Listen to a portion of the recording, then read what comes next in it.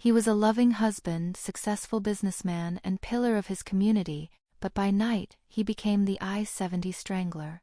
With more than 24 victims buried on his haunted estate, Fox Hollow Farm, Herbert Baumeister's double life will shock you. Every community, no matter how idyllic it appears, harbors shadows that linger beneath its surface. The story we unravel today is one of such darkness, a tale of a man whose existence was a paradox of respectability and monstrosity. By day, Herbert Richard Baumeister was a devoted family man, a thriving entrepreneur, and a pillar of Indianapolis society. By night, he transformed into a predator, stalking the city's vulnerable, his victims numbering at least 24, though many fear the true count is far higher. His legacy, etched into the soil of Fox Hollow Farm, serves as a grim testament to the duality of human nature. Welcome to Every Town, where we unearth stories that defy comprehension. I'm Ashley, and this week we dive into a narrative so chilling, so labyrinthine in its horrors, that it challenges our understanding of evil itself. Settle in as we journey through the life, crimes, and twisted psyche of Herb Baumeister, the I-70 Strangler, the mastermind of Fox Hollow Farm, and a man who weaponized normalcy to conceal his atrocities. The disappearance that cracked the case. On a humid July evening in 1994, 33-year-old Roger Goodlett kissed his mother goodbye and stepped into the Indianapolis night. His destination was a popular gay bar on 16th Street, a place where he felt free to be himself. But Roger never returned. His disappearance, like so many before him, was met with apathy by law enforcement. For over a decade, young men, many gay, many marginalized, had vanished from Indianapolis streets. Some were found dead along Interstate 70, strangled and discarded like trash. Others simply evaporated, their families left to agonize in silence. The police, shackled by prejudice, dismissed the cases. "They've moved to San Francisco," officers would mutter, refusing to acknowledge the pattern. But the community knew better. Whispers of a predator, a man who hunted in plain sight, grew louder. Tony Harris, a survivor with a harrowing tale, would finally give those whispers a name. The survivor, Tony Harris's brush with death. Tony Harris's encounter with Brian Smart began innocuously. At the 501 Club, a dimly lit gay bar in downtown Indianapolis, Brian stood out, not for his charm but for his unsettling intensity. He claimed to be a landscaper from Ohio, renovating a sprawling estate on the city's outskirts. "Come see the pool," he urged Tony, flashing a disarming smile. Against his better judgment, Tony agreed. The drive to Fox Hollow Farm was a maze of turns designed to disorient. When they arrived, the property's grandeur was overshadowed by its eeriness. Mannequins, posed lifelessly around the indoor pool, stared blankly as Brian joked, "They're my companions." The night spiraled when Brian proposed a game, autoerotic asphyxiation with a garden hose. Tony, feigning compliance, allowed Brian to tighten the hose around his neck until he pretended to lose consciousness. Brian's cold whisper, "Tony," betrayed his intent. Miraculously, Tony convinced Brian to drive him home, escaping with his life but forever scarred by the truth. Brian Smart was a killer. Months later, Tony spotted Brian's car again. He memorized the license plate, a small act of defiance that unmasked the monster. Brian Smart was Herbert Baumeister, a 48-year-old father, husband, and local business owner. The making of a monster, Baumeister's twisted roots. Herb Baumeister's descent into depravity began long before Fox Hollow Farm. Born in 1947 to an affluent family, his childhood was a tapestry of privilege and pathology. His father, a respected anesthesiologist, ignored early warning signs. Herb's fascination with urine, his habit of defiling teachers' desks, his ritualistic mutilation of animals. At North Central High School, Herb was an outcast, mocked for his awkwardness and peculiar habits. A psychiatric evaluation diagnosed him with paranoid schizophrenia and antisocial personality disorder, but treatment was scant. His adulthood was a series of failures and perversions.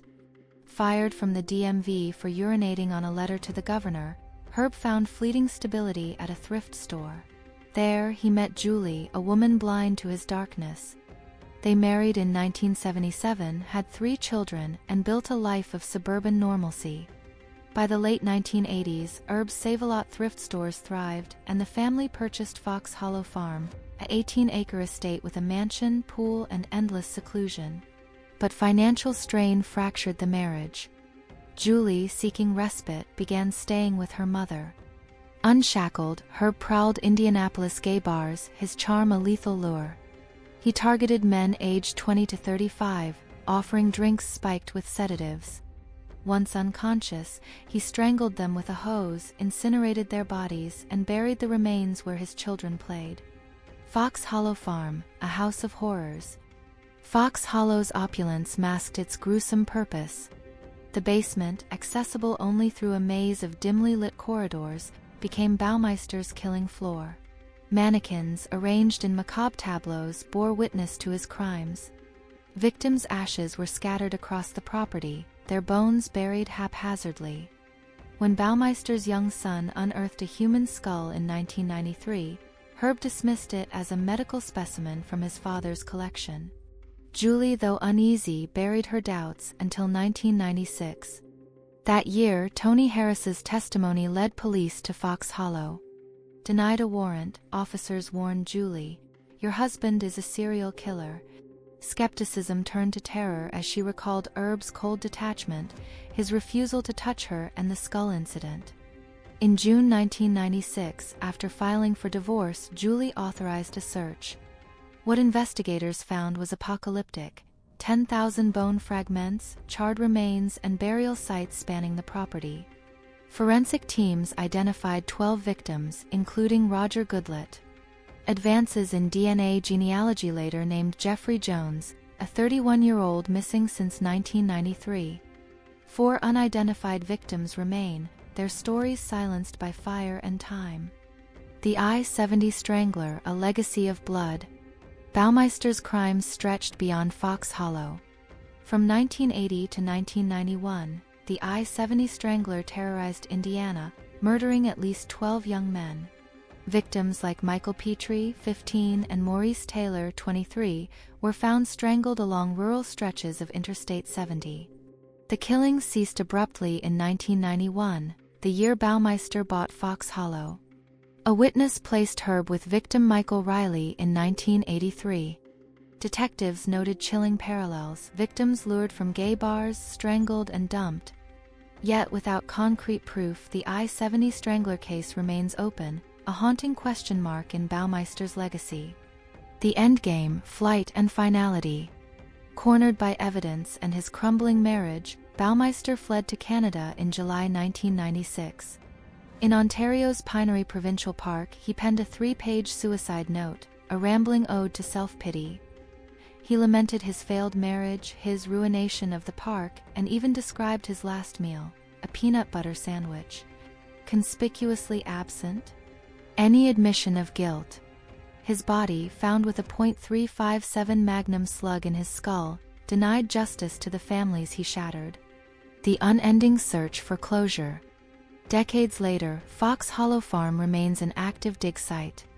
In May 2024, DNA breakthroughs identified Jeffrey Jones, reigniting hope for other families. Yet 20 suspected burial sites and 4 unnamed DNA profiles hint at horrors still unearthed. Baumeister's story is a macabre lesson: evil thrives in the mundane. It wears a neighbor's smile, a father's embrace, a businessman's suit. Trust your instincts, they may be the only shield against the monsters among us. Epilogue: the ripple effect. The Baumeister case exposed systemic failures: police indifference toward LGBTQ+ victims, the ease with which mental illness is ignored, and society's willingness to equate respectability with innocence.